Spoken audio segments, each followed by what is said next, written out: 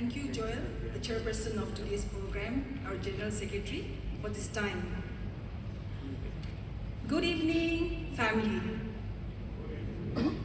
It's such a joy and an honor, and I feel so blessed to be with my family, my NDPP family today, and I give all honor and glory to our Heavenly Father for blessing us to come together in this manner and enjoy this time together as a team. I congratulate all those who have taken the oath of allegiance. Many are old party leaders, few may be the new members.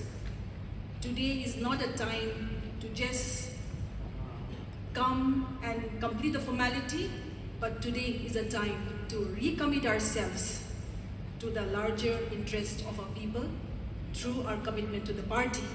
This evening, I'm really happy to join my senior leader, Honorable Advisor Shri Mwatoshi Longcomer, our leader, our senior leader, Vice President Mr. Charlie Sekose. Very tedious job to stand here and be reading out each and every name. Thank you so much for all the effort that you have made along with your team. The Dimapur Region President, Mr. Vihoche Awami, and his leadership team. We have our friend and our leader, our women leader there, representing all of us, Madam Vikali, the chairman of the Dimapur Municipal Corporation, Mr. Kato Yatomi, and all the councillors of DMC, Mr. Yuto Awumi, chairman of the East Dimapur Town Council, the councillors, all the leaders, all our party leaders present here, media friends, ladies and gentlemen. When I was younger, I would always hear that politics is a game. But today, I know I'm going to take a little bit more time than my senior here, but I'll not get a chance like this. So I'll not take too long, but I want to also express some of my feelings. I want to share some of my experiences so that together as a team we can grow. I would always hear that politics is a game. That's what I grew up hearing. But let us remind ourselves, politics is not a game. Politics is a serious affair that shapes the future generation, that shapes the destiny of our people. And today, also an opportunity where all the three constituency leaders are here.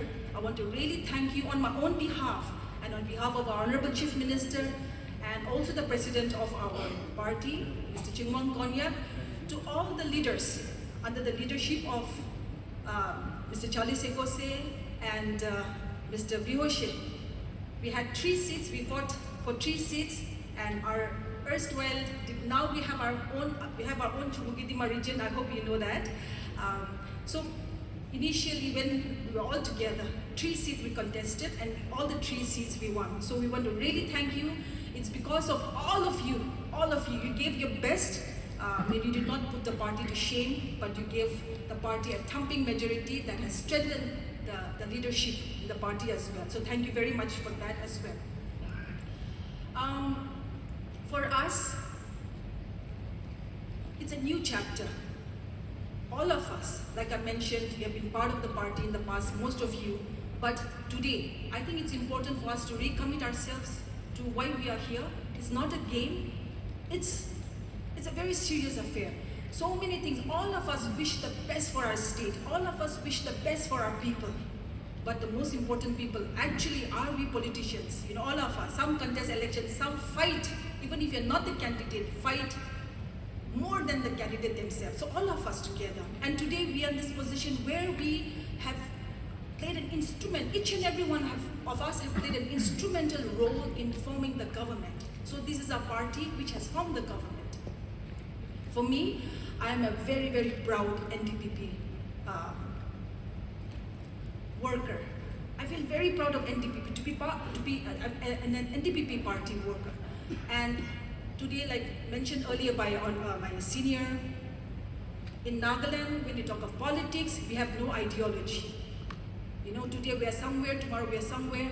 And many of our politics, and especially the electoral politics, it's determined by power, by muscle power, by, you know, to be in the power or through muscle power, money power, but we forget the ideology, which is very, very important. And unless we believe in an ideology, then it'll just be today here, tomorrow there, depending on where the wind, you know, where the wind blows. NDDP party, I speak with my Honorable Chief Minister and my President and my leaders. It's very clear, we are the voice of our people. There are many, many powerful parties, national also, but why we stick to this party is because only our party understands what the people want. Only our party understands, our Honorable Chief Minister, our President understands, and the leadership team understands what is the challenge of our people, what is the strength of our people, what is the weakness of our people. And only then to be the voice of our people, to fight for our people, and this is important. Apart from so many other ideology that our party has, this is very, very important. So I want our party leaders here also to remember, why are we part of NDDP party? Is it because our NDDP party is in power? So, ami khan power te ase, power te ko te thakibo tati stick group. Is it that, or you truly believe in what NDDP, our party, stands for, to be the voice of our people? Now, I've thanked all of you for putting us in the government, but also you must be thinking, damor kotha ko ase party te ase. And this is a family affair. That's why I want to touch a little bit on this point as well. Ulibi, party bi, opoti bi, ami khanki bi nasai. Sometimes I hear that as MLAs, both Mwatu Shisa and I, we have our own challenges also. And now I'll tell you what is the position of the government, and especially in terms of funding. And I make it a point to tell everyone, even if it's 2 or 3 or a gathering like this, unless we leaders, unless we NDDP leader understands the position of what is the challenge of the government, then it's so difficult for us to let our people know what it is. Numbers are important. We have to start understanding numbers. I'm not too much of a number person, but in a very layman language, the total budget of the government of Nagaland 2024-25 was approximately 24,000 crore.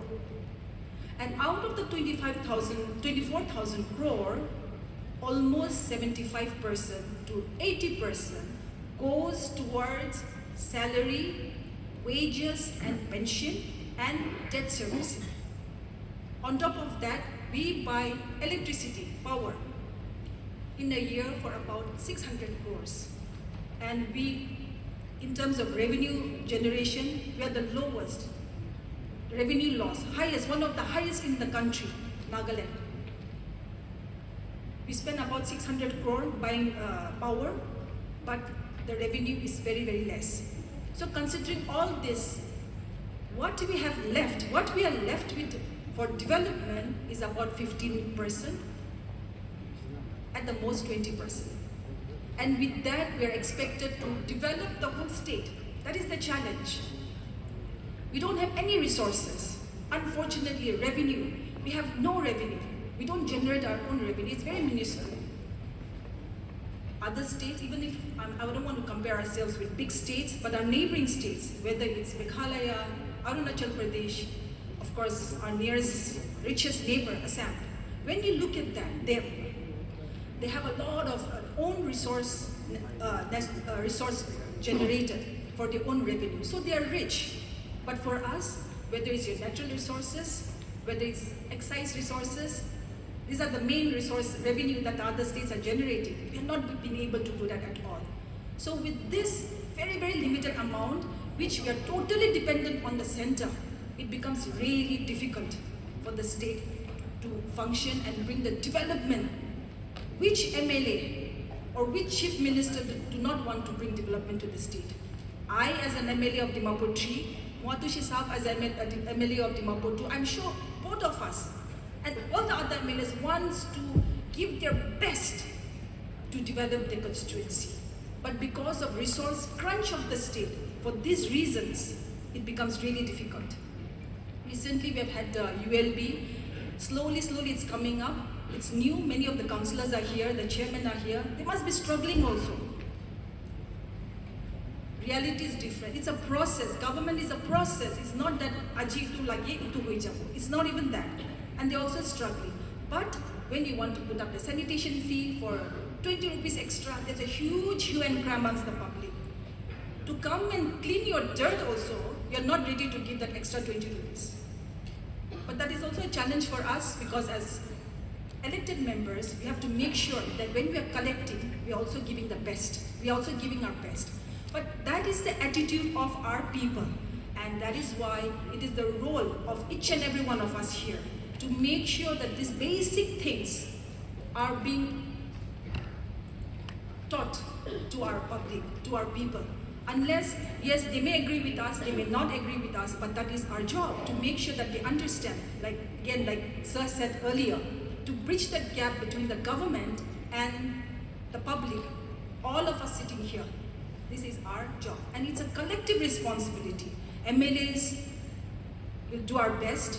Chief Minister and Minister sitting there, they'll do their best. The government, they're sitting there, will do their best. But at the same time, it's a collective responsibility.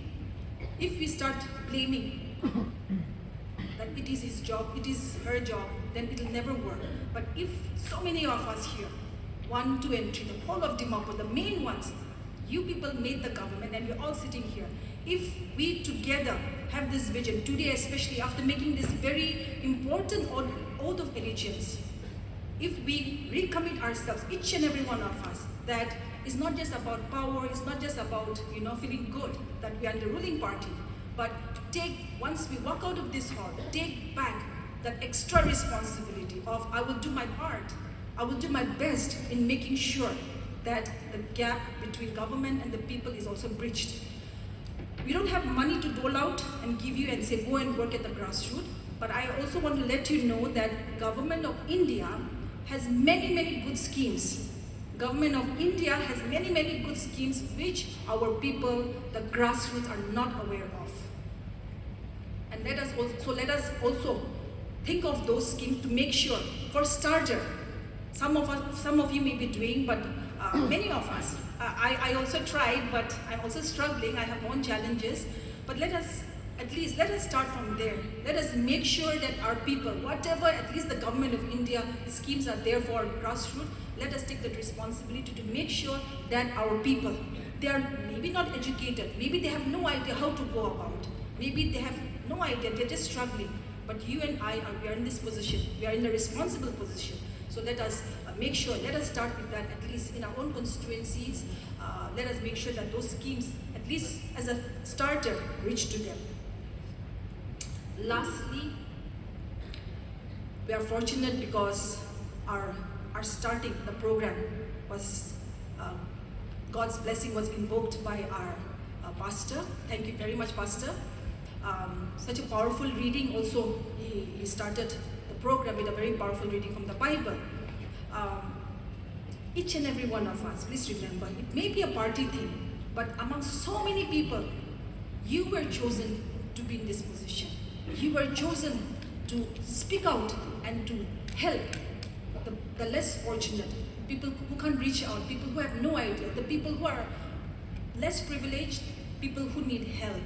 So let us not take it lightly and say political laga program thaki share, isor laga alak, amikhan politics alak. I don't believe in that. I feel that I'm here for a reason and a purpose. And likewise, everyone sitting here, there's a reason and a purpose why you're sitting here. God has a purpose and He has put you in this position. So let us continue to pray. Let us continue to pray that whatever tenure that we have, for 2 years we have been inducted, we will give our best. We'll continue to pray for ourselves, our leadership. We'll continue to pray for our leaders. We will continue to pray for, especially for our Honorable Chief Minister and our President. We have to pray for the Chief Minister because he is the father of this state. God has designed it that way. If our Chief Minister makes the wrong decision, we may not think it's affecting us directly, but it's going to affect all of us, indirectly or directly. So it's so important as team, as his team, it's important that we not only support him through our work in whatever way we are doing, but also continue to pray for him as well.